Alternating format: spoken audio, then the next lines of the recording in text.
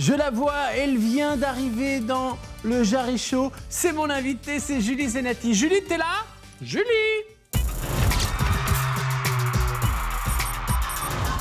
Elle est là, regardez, elle se balance telle... Scarlett et... c'est quoi Scarlett O'Hara. Scarlett O'Hara. T'as fait plein d'albums et là, tu sors le single Paisiblement Fou. Et t'es en tournée dès 2021, en janvier 2021, on se croise bien. Le 10 janvier à La Cigale.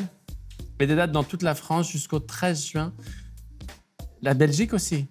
Non, ils m'ont pas invité pour l'instant. Je crois qu'ils m'aiment pas, les Belges. Alors, tu sais qu'on est diffusé en Belgique. Les Belges, j'ai beaucoup d'humour. Je peux venir chez vous aussi. Non, pour l'instant, c'est pas calé. J'appelle la Belgique. Allez dans les lieux de vente de billetterie, disent on veut Julie Zenati. Voilà, c'est ça. Ou aller dans les salles, sinon on peut se retrouver sur la Grand Place. Tu serais capable de faire ça? Complètement.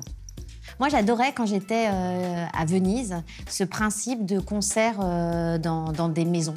Ah oui? Ouais. Et en fait, là, sur le chemin, en arrivant, je me disais, oh là là, si jamais la tournée est annulée parce que Covid, hein, ouais. je me suis dit, waouh, en fait, c'est ça que je vais faire. Je vais aller chez les gens. Tu arriveras à chanter devant 10 personnes tous les soirs? Bien sûr, mais tu sais, ça m'est déjà arrivé de chanter devant 10 personnes. Ah, peut-être pas 10, mais enfin... Avant Notre-Dame de Paris, alors? Non, non. Non. Après, j'ai fait des albums qui ont marché et d'autres qui n'ont pas marché, je te rappelle. Ça, c'est un truc que j'adore chez toi. Et les gens, je te l'ai déjà dit, tu te souviens, à la suite de Masked Singer l'année dernière, c'est que toi, tu as énormément d'humour. Les gens, ils peuvent te voir comme une petite fille fragile. Et en fait, tu es un bonhomme. Oui, ça c'est oui. Oui, c'est vrai, c'est vrai. C'est ce que me dit souvent mon mari. Il a très, très peur que ça pousse. T'as commencé à 13 ans. À 13 ans, Julie, elle pense quoi dans sa tête? À Lucas, le beau gosse de l'école. Ouais, c'est ça. Ouais. Et c'est tout. C'est tout. Hein, parce que, bon. Tu chantes depuis longtemps dans ta chambre? Avec mon père qui joue du piano, donc plutôt dans le salon, parce que dans la chambre, ma sœur me disait de me taire parce que je la dérangeais. Mais donc plutôt dans le salon avec mon père. Je rêve pas forcément d'être chanteuse parce que pour moi, chanteuse, c'est pas un métier. Ah ouais? Bah non, parce que pour moi, des chanteuses, c'est Whitney Houston ou Aretha Franklin. Donc si tu veux, vraiment, j'ai un peu de mal à m'identifier tout de suite. Mais alors vraiment, l'idée d'être devant, de chanter, etc., ça ne m'obsédait pas. Ça n'a peut-être même jamais vraiment traversé mon esprit. Et voilà. Alors, à quel moment? Ça switch? Ouais. Bah, au moment, en fait, pas quand je rencontre un directeur artistique qui veut me faire un disque et finalement, on ne fera pas. Ouais. Mais au moment de Notre-Dame, en fait, c'est-à-dire que je me suis vraiment dit que je pourrais devenir chanteuse le soir de la première de Notre-Dame. Quand je suis montée sur scène et que j'ai réussi finalement à monter sur scène, parce que ce qu'il faut savoir, c'est que le régisseur m'a tiré le bras parce que je partais dans l'autre sens. Je dis non, c'est bon, je vais y aller. Ah ouais? Et il a tiré mon bras, vraiment, il m'a poussée, quoi. Je suis vraiment, tu me vois, enfin, il y a peut-être des images, parce que ce soir-là, il y avait beaucoup de presse et tout. Vraiment, je rentre, mais t'as l'impression, on m'a poussée, quoi. En plus, tu commences à chanter des coulisses. Ouais, complètement. C'est vrai. Parce que moi, je l'ai vu 25 fois. Il y a combien de temps? Il y a un peu plus de 20 ans déjà. Il y a 22 ans. 22 ans. Ouais, mais avant d'arriver sur cette scène, t'as fait des castings, t'es pas arrivé comme ça en 2 secondes. Ah, c'est terrible de dire ça, mais en peut-être 4 secondes. C'est-à-dire qu'en fait, tout part d'un truc assez absurde de ma voisine de palier qui un jour sonne à la porte et demande qui est-ce qui chante tout le temps. Et ben c'était moi. Et elle me dit qu'elle travaille au Francofolie de La Rochelle, ce très grand festival, dont le grand maître était Jean-Louis Foulquier. C'était l'assistante de Jean-Louis, Daniel Molko. Et elle me dit, mais il faut que tu viennes avec moi, voir des concerts, il faut que tu chantes. Et donc, je commence à aller comme ça tous les étés avec elle au Franco, voir des spectacles, comment est-ce que ça se monte un spectacle, tous les coulisses et tout, je trouve ça dingue. Et un jour, elle me présente Luc Plamondon, qui était là pour un concert échange chanteur canadien, chanteur français, un des premiers ponts en fait qu'il y a eu entre le Québec et la France. D'accord. Et ce soir-là, il lui dit qu'il cherche des voix pour un spectacle qu'il voudrait monter dans 1 an et demi, machin.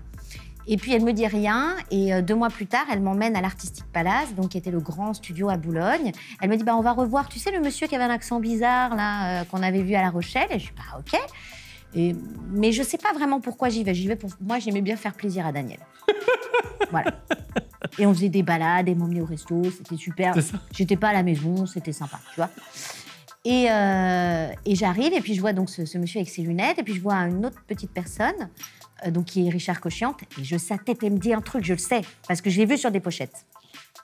Et après, on m'explique en fait que c'est pour un spectacle, c'est Victor Hugo, tout ça. Donc là, très vite, je rentre chez moi, je relis l'histoire. Victor Hugo. Voilà, hein, Victor Hugo. Je me dis, waouh, Victor Hugo, il me dit un truc, je crois qu'on en a déjà parlé. Voilà. Et je me dis, waouh, donc quoi, Quasimodo pour moi? Qu'est-ce que ça peut être? Parce que ce merde-là, je savais pertinemment quand même que j'étais un peu jeune et pas super sexy. C'est génial. Et voilà. En fait, comme quoi, quand t'es fait pour ça, la vie, elle te donne l'occasion de te réaliser, en fait. Ça veut dire un peu ça. Ça veut dire que j'ai eu beaucoup de chance. Tu penses que c'est que de la chance? Oui. À quel âge tu t'es dit que tu étais jolie? À quel âge tu t'es dit je suis une femme, une belle femme?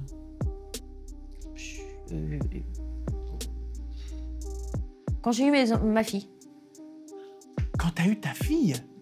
Oui, mais en fait, moi, pendant très longtemps, comme je suis arrivée très jeune dans ce métier, j'ai toujours milité et lutté quelque part. Et c'est aussi pour ça que ça m'a causé des tours, mais pour pas qu'on je voulais qu'on m'entende, mais je ne voulais pas qu'on me voie. J'ai beaucoup changé de tête, énormément. C'est-à-dire que vraiment, j'ai été blonde, j'ai été brune, j'ai été gros, j'ai été mince, j'ai été cheveux frisés, j'ai tout eu.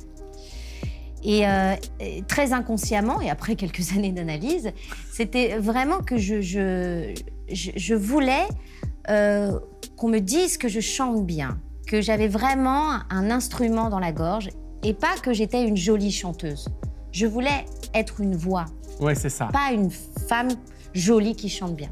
Ah, c'est intéressant. Parce que t'as l'impression que pour les femmes, on vous ramène peut-être plus facilement à ça que pour les hommes? Bien évidemment. Ah ouais? Ah oui, évidemment. Et puis j'aime pas cette phrase-là, mais en même temps, c'est assez réel.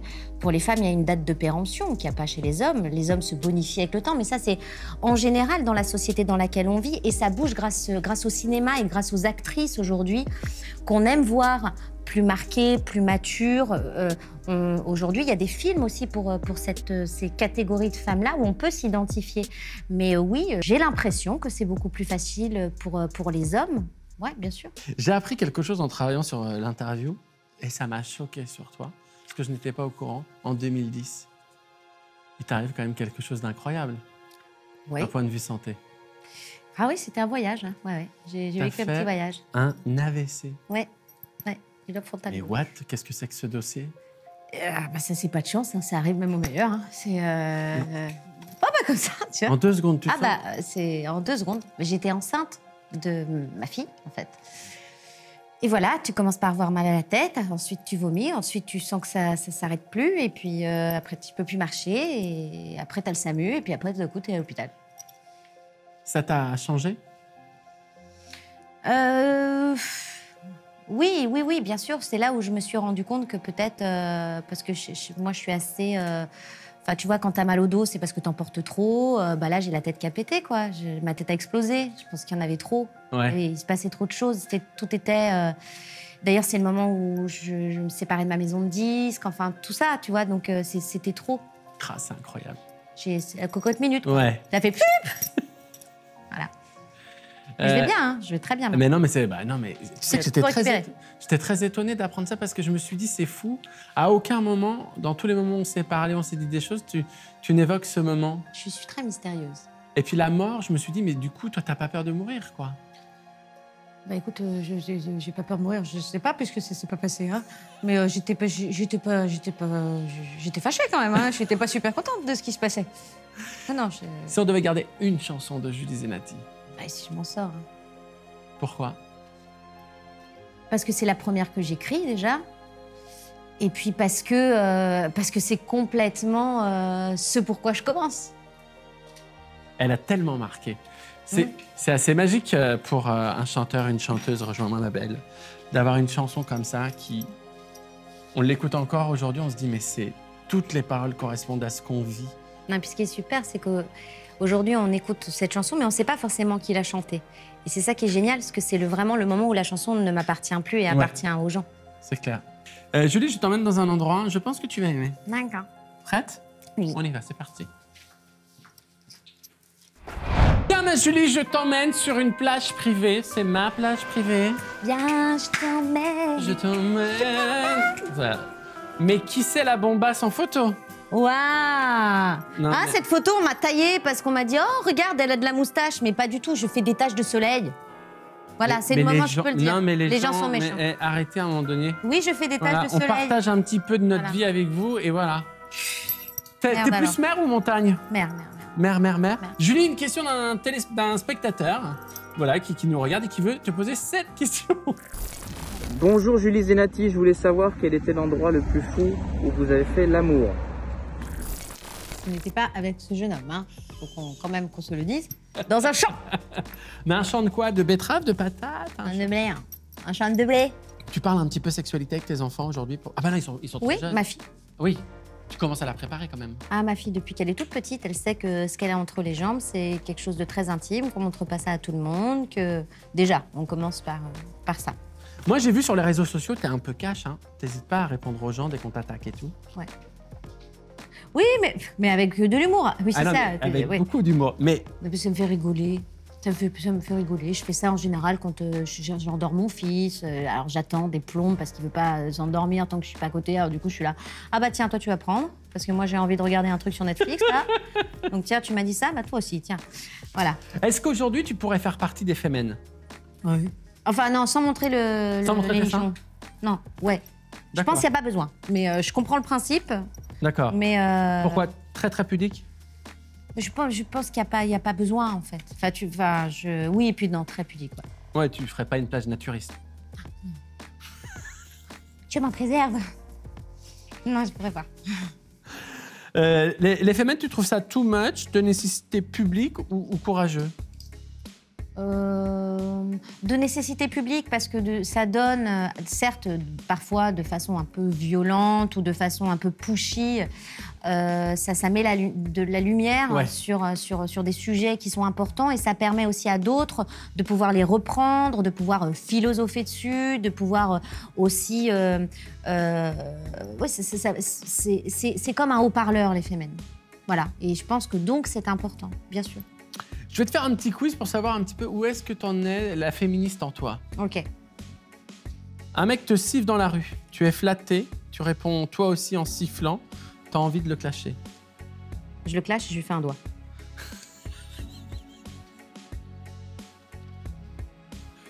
C'est ce qui fait très peur à mon mari. Mais en même temps, s'il te siffle parce qu'il te trouve belle... Mais je suis pas un chien. Tu peux gentiment t'arrêter et dire « Vous êtes très jolie, mademoiselle ». D'accord, tu préfères ça que... Mais oui, enfin, je sais pas, c'est pas Aldo Machon sur la plage, on n'est pas dans les années 40, quoi. 60. Enfin, tu vois, il y a un moment, je suis pas un chien pour moi, et même le chien, je le siffle pas. Siffler, pour moi, il y a vraiment, c'est pas, ça doit réveiller un truc fou dans ma Ouais. tête.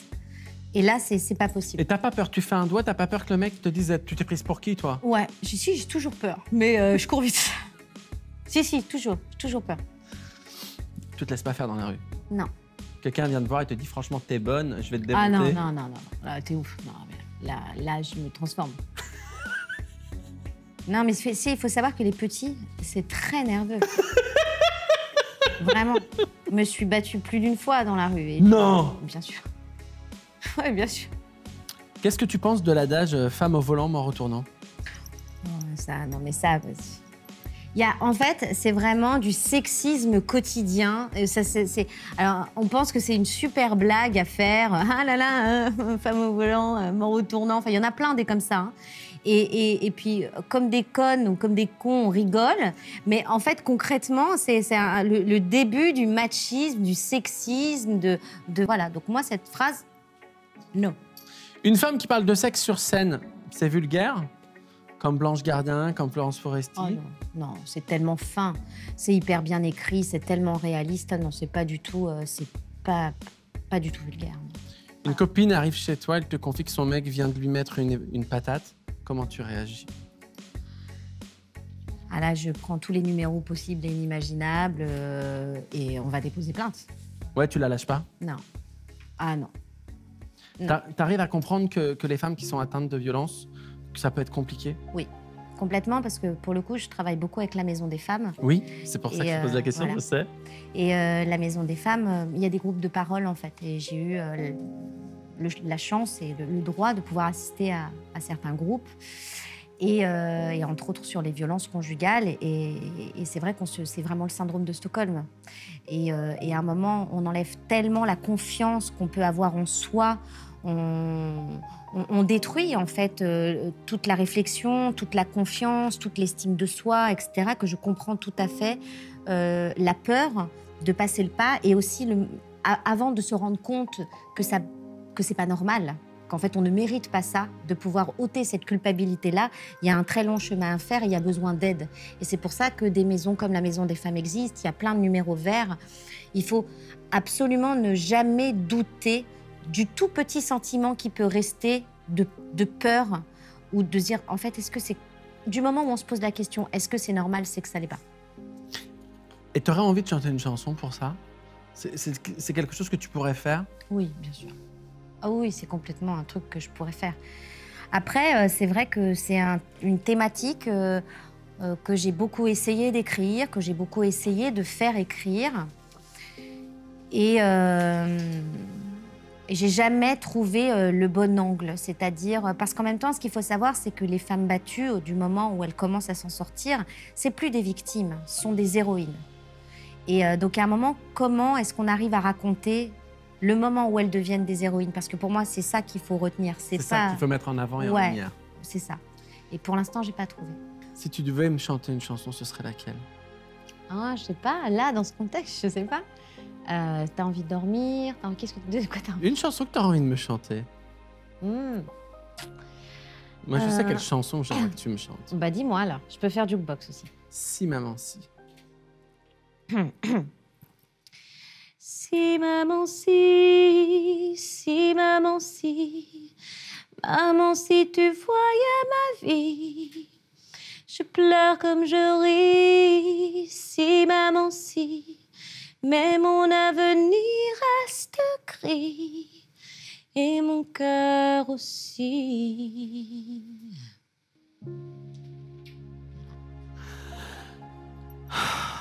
Une belle chanson, ça. Parce que moi, j'adore Michel Berger et j'adore France 4. Moi aussi. Juste expliquer aux gens que normalement, je l'aurais prise dans mes bras. Parce que c'est une chanson qui est très importante pour moi. Mais qu'on peut pas parce qu'il y a toujours ce Covid. Mais Julie, fais comme si je te prenais dans mes bras. Eh ben, à mon tour de t'emmener et de te faire une surprise. Ne bois pas ça! Ah bon? Je déconne. Je t'ai vu boire. Je peux y aller? Il n'y a pas de truc, il n'y a pas d'animaux? Non, par contre, je t'ai mis de la weed. Désolée, maman. Vous voyez, c'est ça le jarrichon, on passe d'une émotion à une autre et d'une émulsion aussi. Oui. Julie, on y va? Tout à fait. Direction, un endroit particulier. Et c'est parti! Dans les boules de Jarry. Julie, bienvenue chez moi. Tiens, j'adore!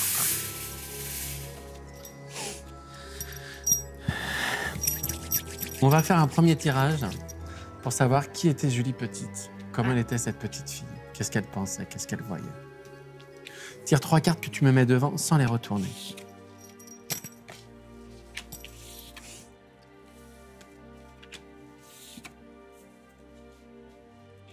Oh là là! C'est incroyable. En fait, c'est des cartes qui vont pas du tout ensemble. Quand tu étais petite.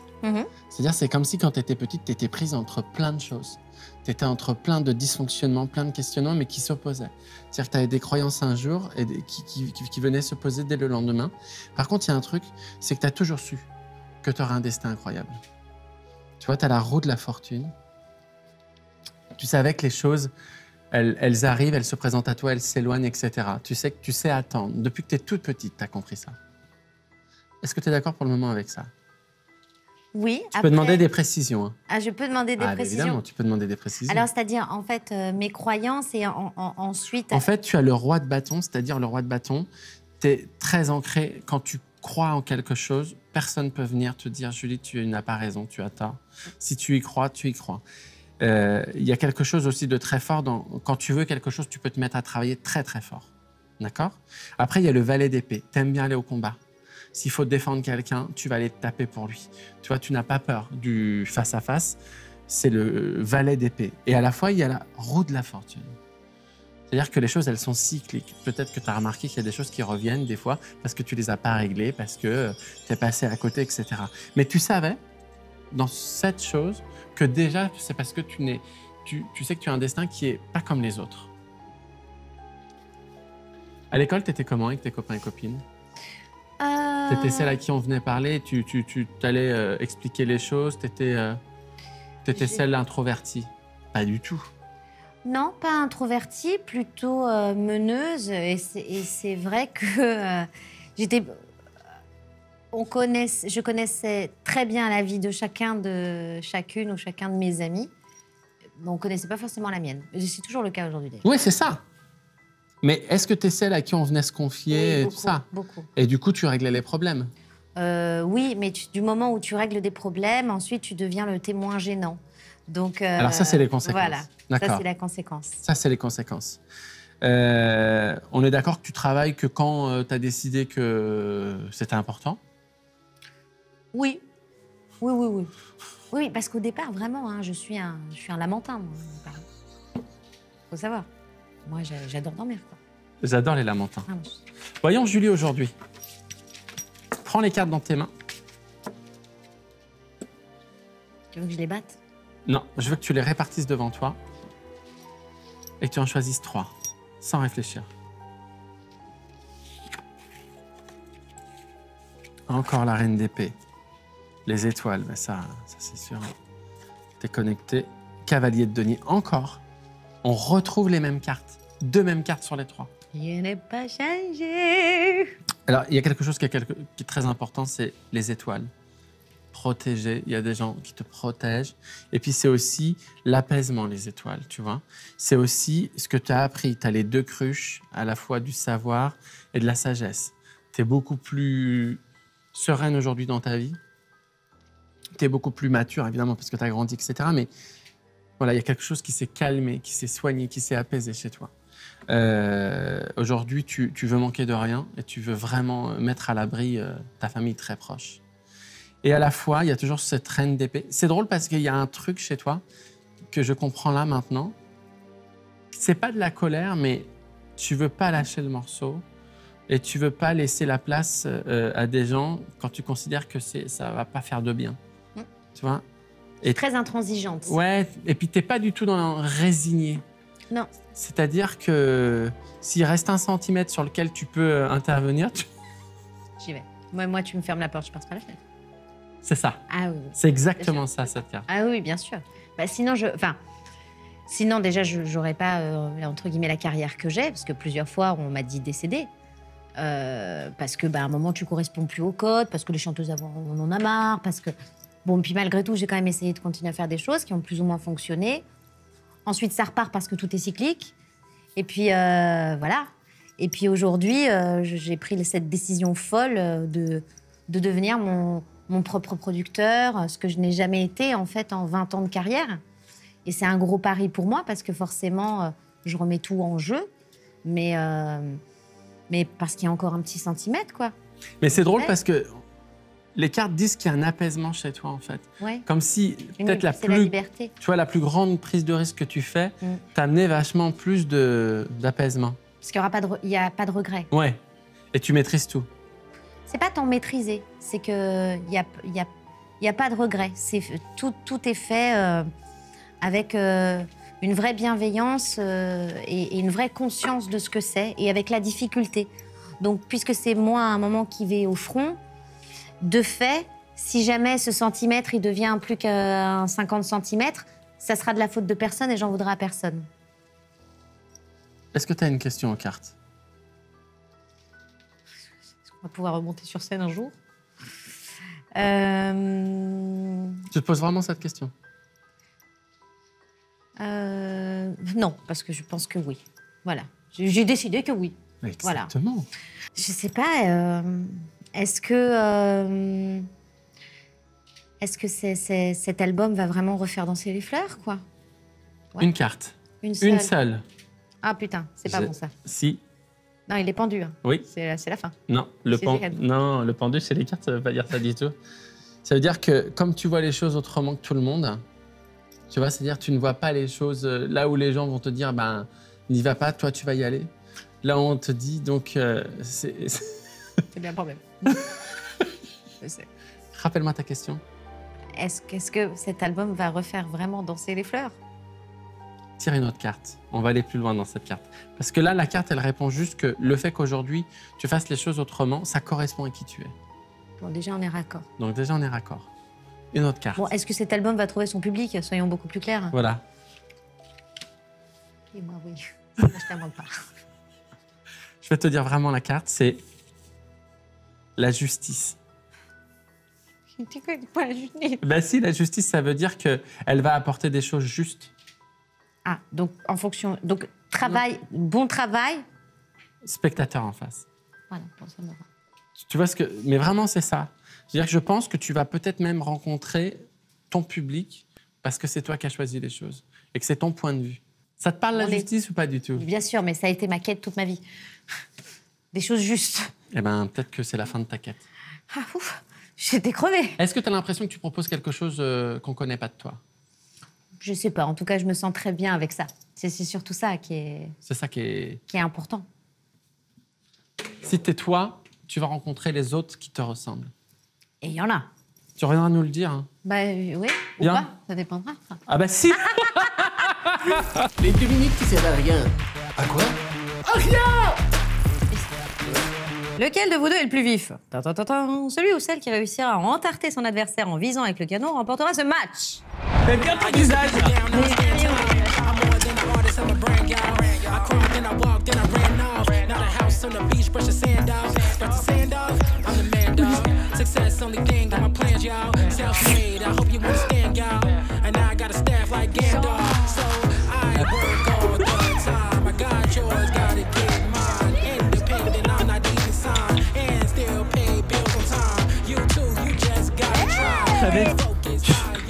Oh!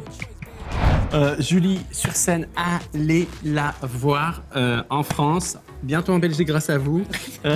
L'album, il sort quand? Le 22 janvier. 22 janvier, les amis. Paisiblement fou. Oui, allez l'acheter. Et le 10 janvier, à la Cigale. Merci Julie, j'espère que tu as passé un bon moment. Oui, grave, super bien. Merci. Et puis, s'il vous plaît, ne sifflez pas Julie dans la rue, sinon elle va vous faire un... Prenez soin de vous, on se voit la semaine prochaine avec un invité, avec un nouvel invité. D'ici là, eh bien, on s'abonne à la chaîne et puis on vous fait des gros bisous. Julie? Merci. Merci à toi. Je te propose eh bien, de me suivre. Je vais t'emmener dans un endroit un peu particulier. Bien. Je t'emmène dans mon